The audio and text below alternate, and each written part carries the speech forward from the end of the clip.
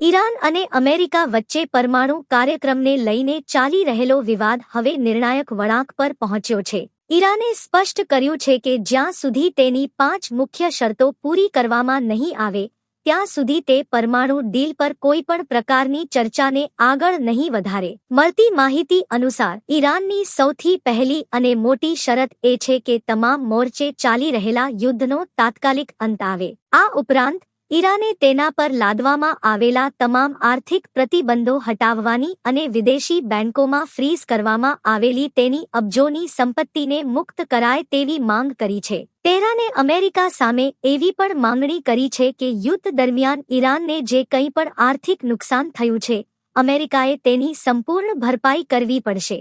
જો કે, સૌથી મોટો પેચ સ્ટ્રેટ ઓફ હોર્મુઝને લઈને ફસાયો છે. ઈરાન ઈચ્છે છે કે આ મહત્વના દરિયાઈ માર્ગ પર તેના સાર્વભૌમ અધિકારને સ્વીકારવામાં આવે. આ એક એવી માંગ છે જેનાથી બંને દેશો વચ્ચે ખેંચતાણ વધી શકે છે, કારણ કે આ રસ્તો વૈશ્વિક ઓઇલ વેપાર માટે અત્યંત મહત્વનો છે.